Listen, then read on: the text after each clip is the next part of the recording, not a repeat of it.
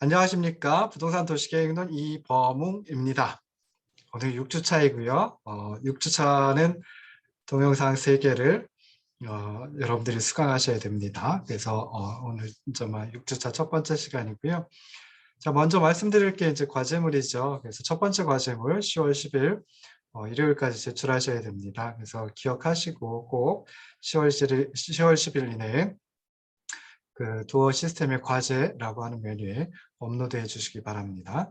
자, 먼저 지난 시간에 했던 거 조금 복습을 해가지고 넘어가도록 할 텐데요. 자, 지난 주차에 굉장히 많은 걸 나갔습니다. 그래서 5주차에는 그 계획 이론의 주요 패러다임, 그리고 계획 과정, 그리고 도시계획제도의 의의와 역할, 그리고 현행 도시계획제도까지 나갔습니다. 굉장히 많은 걸 했는데요. 실제로 이제 진도가 좀 느려가지고 5주차 첫 번째, 두 번째 시간에 거의 한 80분 가까이 해가지고 굉장히 많은 걸 나갔는데, 또 5주차에 그 학교에서 코로나19 확산 방지를 위해서 전면 온라인 강의로 전환을 했죠. 그래서 세 번째 강의까지 이렇게 하다 보니까 꽤 많은 진도를 나갔습니다. 듣는 여러분들도 힘드셨을 텐데요. 하는 저도 조금 힘들긴 했었습니다. 자, 지난 5주차에 했던 거 정리를 해보면요. 우리가 이제 두 번째 큰 주제, 도시계획의 의미와 도시계획 이론, 그 중에 이제 세 번째, 계획 이론의 주요 패러다임 해가지고 세 가지 계획 모형에 대해서 먼저 살펴봤습니다. 첫 번째 나오는 계획 모형이 이제 합리적 계획 모형이라고 하는 패러다임이죠. 그래서 계획을 합리적 의사결정 과정에 따라서 계획안을 만들고 이를 실행하는 과정으로 정의를 할 수 있습니다. 자, 요 합리적 계획 모형의 특징은 한 두 가지 정도 생각해 볼 수 있는데요. 합리성과 의사결정을 위한 선택 과정을 강조한다. 그리고 두 번째, 의사결정 과정에 있어서 목표와 수단의 연결고리, 즉 수단 목표 사슬의 필요성을 강조한다라고 하는 점을 찾아볼 수 있습니다. 그렇긴 하지만 합리적 계획 모형을 비판하는 분들도 계시는데요. 합리성을 제약하는 요소들이 현실에선 존재하기 때문에 합리성에 근거한 종합적 의사결정은 매우 이상적이다. 그러니까 좀 현실적이지 못하다라고 하는 비판점이 있습니다. 그래서 이에 대한 대응으로 이제 부분적 점진주의라고 하는 게 나왔고요. 부분적 점진주의는 현실적으로 가능한 한정된 대안을 검토하고 결과 예측에 있어서도 제한된 경우만을 평가하여 부분적으로 실행하면서 지속적인 평가, 검토를 통해 부분적으로 목표를 달성해 가야 한다는 계획 모형입니다. 그래서 합리적 계획 모형의 문제점을 보완한 대표적인 계획 이론이다라고 생각해 볼 수 있는데요.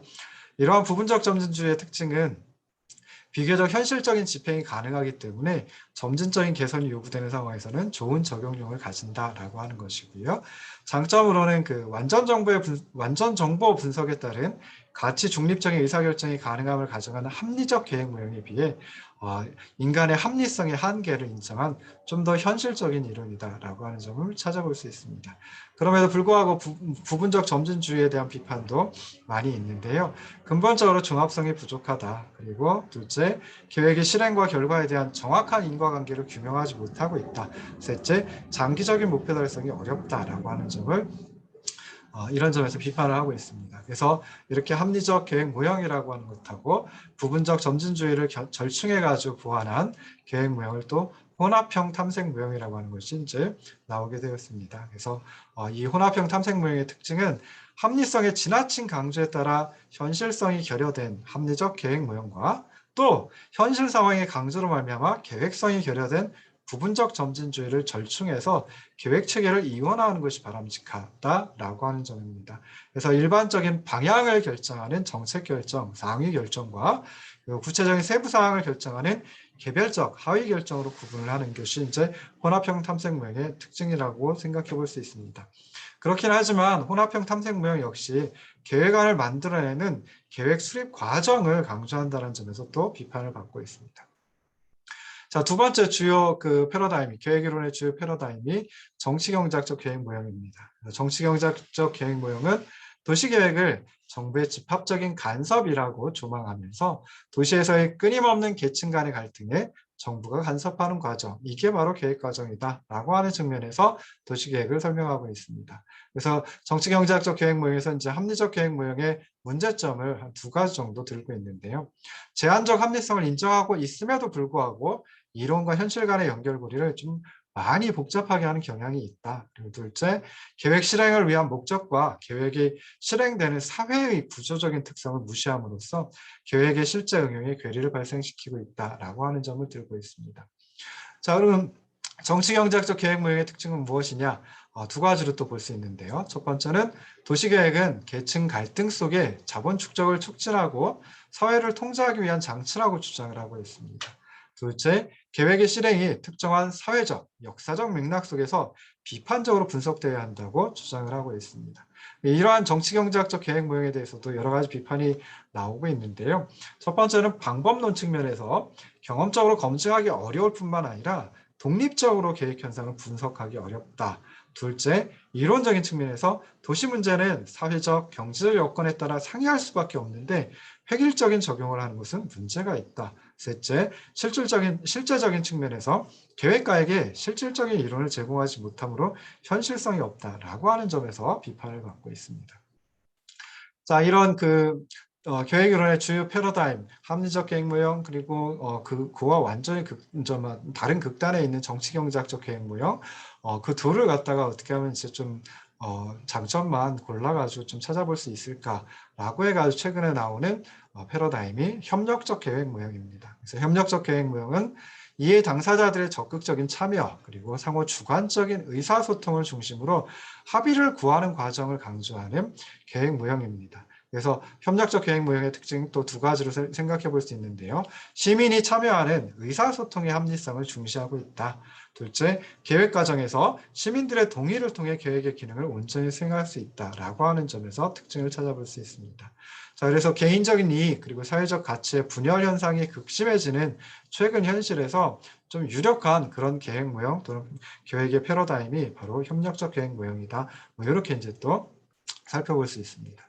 자, 그리고 나서 이제 도시계획의 의미와 도시계획 이론이라고 하는 커다란 두 번째 주제에서 네 번째 조그만 주제가 계획 과정이었죠. 그래서 계획 과정을 어디까지를 계획 과정으로 둘까? 먼저 이제 계획 과정이라는 게 무엇일까라고 했을 때 일련의 의사결정 단계를 거쳐서 마련된 행동 지침, 이것을 계획안이라고 하고요. 이 계획안에 따라 현재의 문제를 해결하고 목표를 달성하여 보다 나은 미래의 상태를 만들어내는 과정, 이것이 이제 계획 과정이라고 살펴볼 수 있는데요.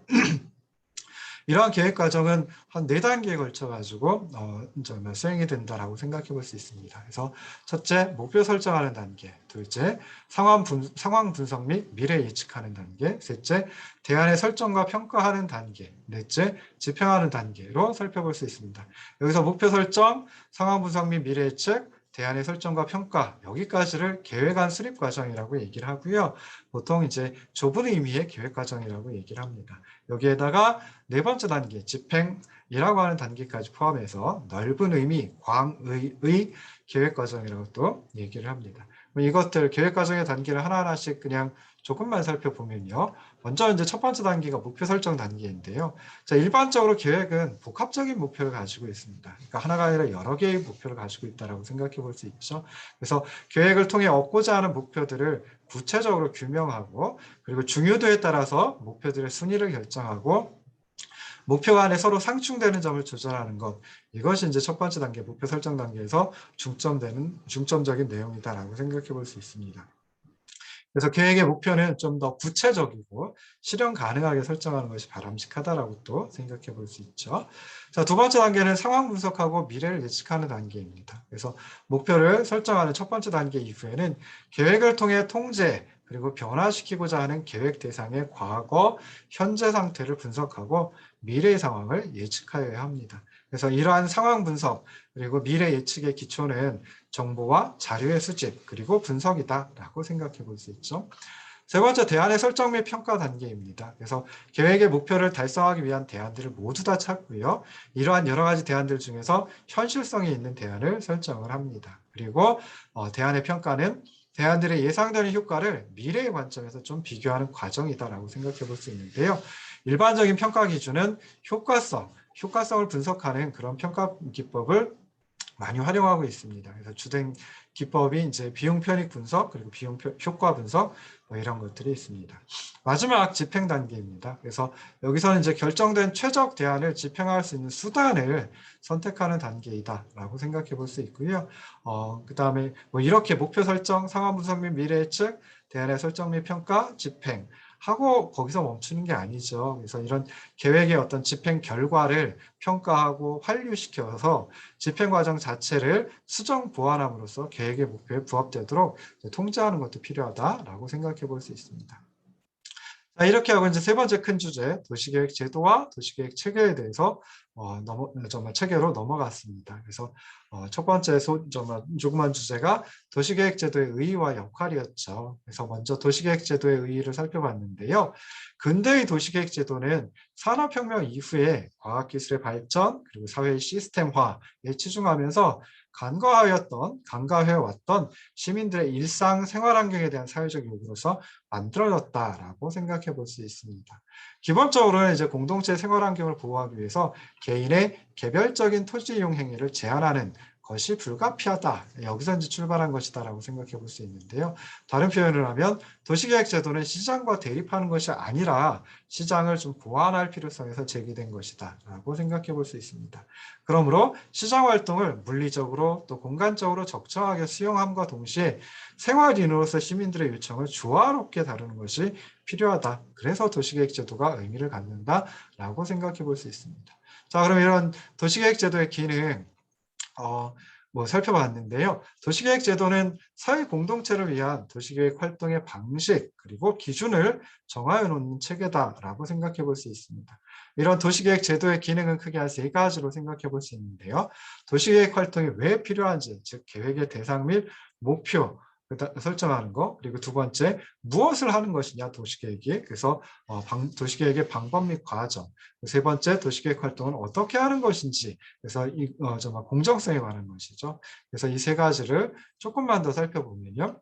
자, 도시계획 활동이 왜 필요한지, 즉 도시계획의 대상 및 목표가 무엇인지에 대해서 이제 살펴봤습니다. 그래서 도시계획 활동의 대상은 생활 공간 또는 인간의 정주 환경의 물적인 공간적인 요소인 토지, 즉 토지 이게 이제 도시계획 활동의 대상이다라고 생각해 볼 수 있습니다. 그러니까 도시계획 활동이라고 하는 것은 토지 이용을 공공적인 측면에서 제어하거나 계획하는 활동이다라고 생각해 볼 수 있죠. 그럼 도시계획 활동의 목표는 무엇일까라고 했을 때 정주하고 있는 사람들이 스스로 의미를 가지고 생활하는 장소로 도시를 보고 도시를 만들어가는 것이 이제 도시계획 활동의 목표이다라고 생각해 볼 수 있습니다. 그래서 도시계획 활동이 왜 필요한지, 즉 계획의 대상은 무엇이고 계획 활동의 목표는 무엇인지 에 대해서 살펴봤고요. 두 번째, 도시계획 활동은 무엇을 하는 것인지 계획의 방법 및 과정에 대해서 살펴보도록 하겠습니다. 그래서 도시계획은 토지 이용 계획 도면이나 도시 설계안 이런 그 계획 대상에 대한 어떤 기술적인 측면뿐만이 아니라 과학적인 방법을 이용해서 객관성을 확보해야 하고, 그리고 그 과정에서 합리성이 강조되는 방향으로 발전하고 있습니다. 그러면서 생활자 관점 그리고 시민 참여 도시계획이 강조되고 있다라고 생각을 해볼 수 있어요. 그래서 브라이슨하고 크로스비라고 하는 두 학자는 1993년 논문을 통해 가지고 도시계획 활동에는 포럼, 그리고 아레나, 코트 이 세 가지 과정이 내재화되어야 한다라고 주장을 하고 있습니다. 그래서 저는 이 포럼, 아레나, 코트라고 하는 세 가지 과정을 굉장히 좀 재미있게 생각하기도 하고 중요하게 생각을 하기도 합니다. 그래서 포럼이란 무엇이냐? 여러 분야의 사람들이 다양한 견해를 밝히는 과정이다라고 생각해 볼 수 있죠. 그래서 가능한 모든 사람들이 도시계획의 방향 그리고 도시계획의 원칙에 대해 적극적으로 의견을 제시하도록 하는 그런 과정입니다. 두 번째 과정은 이제 아레나라고 하는 과정이죠. 그래서 정책 입안하고 실행하는 측면에서 구체적인 내용을 정리하여 의사결정을 하는 과정입니다. 그러니까 이해관계자들이 적극적으로 참여해서 자신의 의견을 충분히 개진하도록 해야 하는 과정이다라고 살펴볼 수 있습니다. 세 번째 과정은 코트라고 하는 과정입니다. 그래서 두 번째 아레나라고 하는 과정에서 파생된 불만 그리고 마찰, 갈등, 미해결 과제 이런 것들을 조정하고 조치하는 중재의 과정이라고 생각을 해볼 수 있죠. 그래서 도시계획 활동 무엇을 하는지에 대해서 계획의 방법 및 과정을 가지고 이제 살펴봤습니다. 자, 마지막으로 이제 도시계획 활동을 어떻게 하는 것인지 이걸 이제 계획 활동의 공정성이라는 것을 가지고 살펴볼 수 있는데요. 도시계획의 목표 또는 도시계획의 효과는 세대 간 형평성 그리고 공동체 내부의 형평성을 전제로 한 공정한 것이어야 한다라고 이제 저는 답을 내릴 수가 있습니다. 그래서 이 세대 간 형평성 그리고 공동체 내부의 형평성 이건 이제 기본적으로 깔리는 것이고요. 이것 말고도 이제 여러 가지 공정성이 더 들어와야 된다라고 생각해 볼 수 있는데요. 그래도 기본적으로는 세대 간 형평성 그리고 공동체 내부의 형평성을 전제로 할 수밖에 없습니다. 그래서 세대 간 형평성이란 무엇이냐라고 했을 때 미래 세대의 욕구를 충족시키는 능력을 손상시키지 않고 현재 세대의 필요를 충족시키는 발전이다라고 생각해 볼 수 있어요. 이놈을 이제 지속 가능한 발전, 뭐 이렇게 이제 얘기를 하기도 하죠. 그래서 현재 세대의 필요를 최대한 충족시키면서 미래 세대들이 적어도 현재 세대 이상으로 풍요로운 삶을 영위할 수 있도록 배려해야 한다는 것을 세대 간 형평성에서 찾아볼 수 있습니다. 두 번째, 공동체 내부의 형평성입니다. 그래서 도시계획으로 부당하게 발생하는 이익이 없도록 하는 것이 바람직한데요. 혹시 부당한 이익이 발생한다라고 하면 그 이익은 공공적으로 환수를 하는 것이 바람직하다라고 판단하는 것이 이제 공동체 내부의 형평성이다라고 생각해 볼 수 있습니다. 그래서 이렇게 해가지고 도시계획제도의 기능에 대해서 좀 살펴봤고요.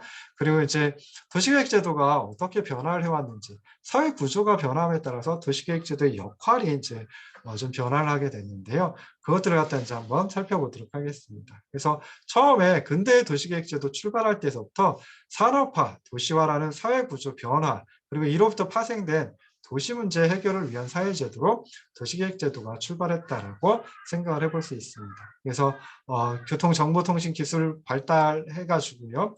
결국 도시가 광역화되고 기성시가지의 퇴보, 도시재생이라는 죄송합니다. 다시 하겠습니다. 그래서 사회구조 변화와 도시계획제도의 역할은 한 4가지로 생각해 볼 수 있는데요. 첫 번째는 교통정보통신 기술의 발달로 인한 도시의 광역화.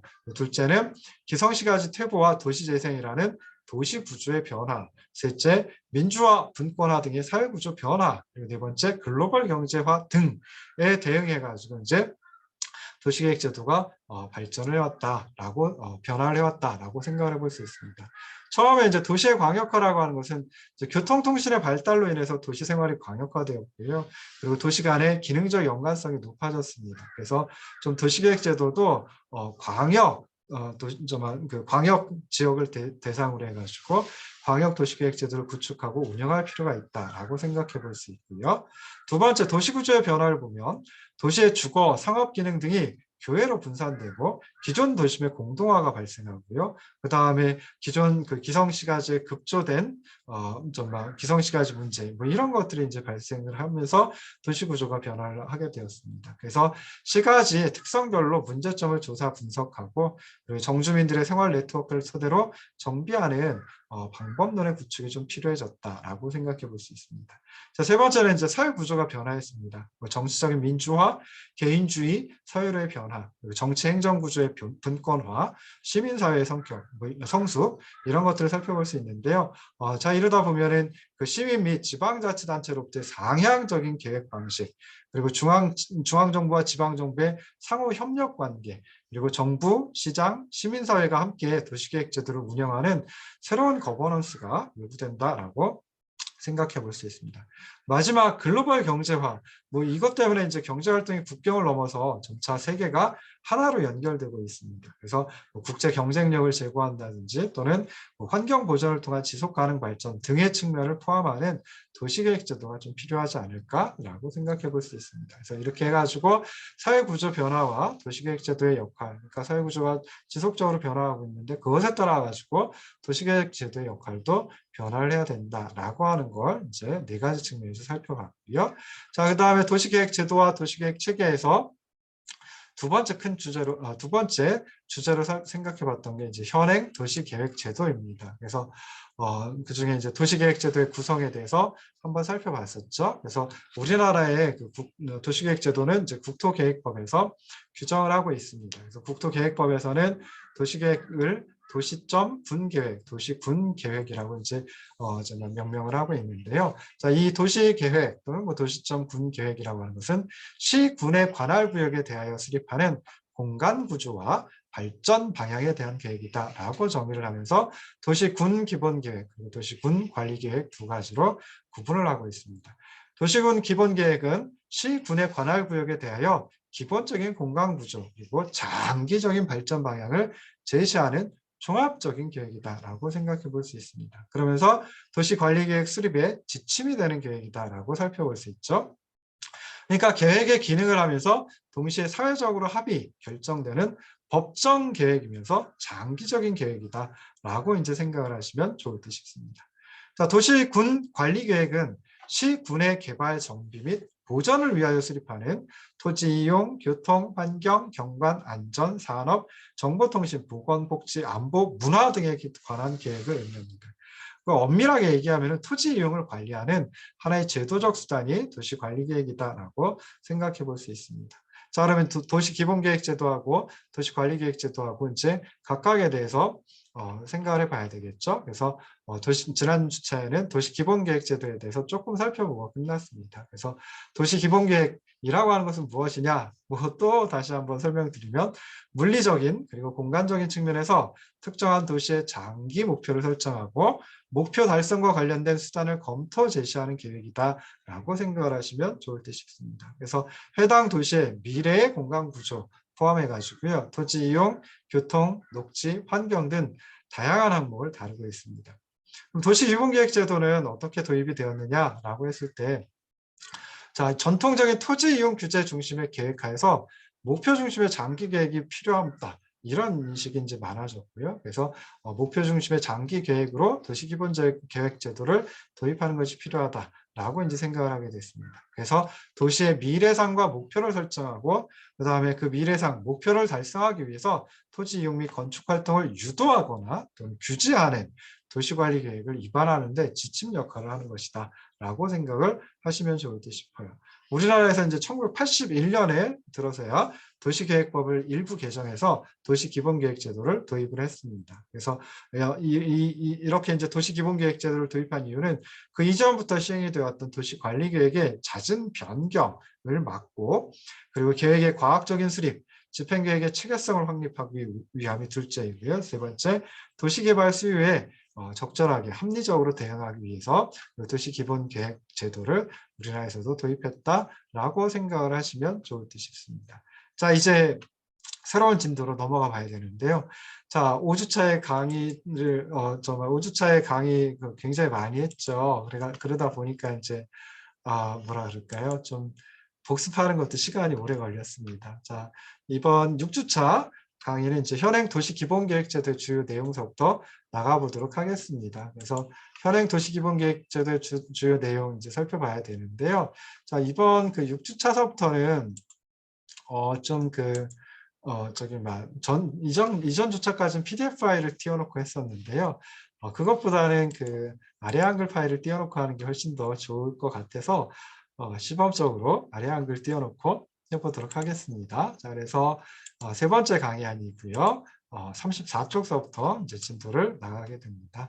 자, 현행 도시기본계획제도의 주요 내용 해가지고 뭐 성격과 기능 정도 하면은 25분 수업이 지나갈 듯 싶습니다.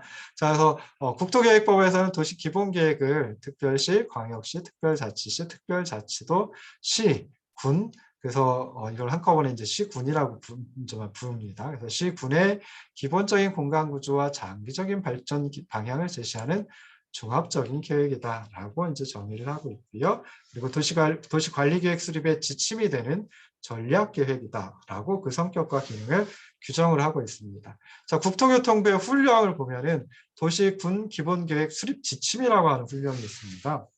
그래서 이 도시군 기본계획 수립 지침은 말 그대로 시군에서 도시 기본계획을 갖다 수립할 때 뭐 이러이러한 형태로 수립을 해주세요. 이러이러한 것들을 유의하세요라고 하는 뭐 그런 것들이 규정이 돼 있다라고 생각해 볼 수 있죠. 그러니까 일종의 이것도 법령 중에 하나이다라고 생각해 볼 수 있습니다. 그래서 이 이제 막 도시군 기본계획 수립 지침에서는 도시 기본계획의 위상을 다음과 같이 설명을 하고 있습니다. 그래서 도시 기본계획을 상위계획, 도시 기본계획의 상위계획이 되는 국토종합계획, 도종합계획, 광역도시계획의 내용을 수용하고 그리고 시군이 지향하여야 할 바람직한 미래생을 제시하면서 정책 계획과 전략 계획을 실현할 수 있는 도시관리계획의 지침적 계획이다라고 도시기본계획의 위상을 정의를 하고 있습니다. 그래서 다른 법률에 의해서 수립되는 뭐 각각의 부문별 계획이 있을 수 있고요. 또 그 각각의 부문별 지침이 있을 수 있는데 이것들은 시군의 가장 상위 계획인 도시군 기본계획을 따라야 한다라고 이제 생각을 해볼 수 있습니다. 자, 그러면서 도시 기본계획의 성격을 다음과 같은 세 가지로 규정을 하고 있습니다. 그래서 첫째, 도시 기본계획은 부문별 정책과 계획 등의 환경적, 경제적, 사회적 영향을 통합적이고 균형 있게 조정 보완해가지고 이것을 공간적인 차원에서 지속 가능한 국토 관리를 위한 정책과 전략으로 구체화하는 종합적인 계획이다라고 하는 거고요. 그래서 각각의 분야에 대해서만 하는 것이 아니라 부문별 정책과 계획, 뭐 그다음에 그 정책과 계획의 환경적, 경제적, 사회적 영향을 좀 통합적이고 균형 있게 조정 보완하고 그리고 공간적 차원에서 지속 가능한 국토 관리를 위한 정책과 전략을 구체화하는 종합적인 계획이다라고 생각해 볼 수 있고요. 두 번째, 도시기본계획은 자치단체의 국토 이용 개발과 보전에 관한 정책을 계획하는 정책적인 계획이다, 정책 계획이다라고 하는 점을 들 수 있습니다. 그리고 세 번째는 자 이렇게 도시 기본 이렇게 이제 어떤 국토 이용 개발 보전에 관한 정책을 계획했다라고 하면 지방자치단체가 이것을 이제 이런 계획을 갖다 실현을 해야 되겠죠. 그럼 실현을 하려고 하면은 그 지방자치단체가 가지고 있는 시군이 가지고 있는 행정 역량이 있을 텐데요. 이것들을 좀 선택적으로 집중시켜야 할 전략을 수립한다라고 하는 측면에서 전략계획의 성격을 가지고 있다라고 생각을 하시면 좋을 듯 싶습니다. 그래서 조금 하위 법령이긴 하지만 도시군 기본계획 수립 지침에서 도시기본계획의 성격을 세 가지로 정의를 하고 있습니다. 그래서 첫 번째 종합계획, 두 번째 정책계획, 그리고 세 번째 전략계획으로 이제 규정을 하고 있으니까요. 요건 좀 기억을 꼭 하시면 좋을 듯 싶습니다. 자, 조금만 쉬었다가 다시 돌아오도록 하겠습니다.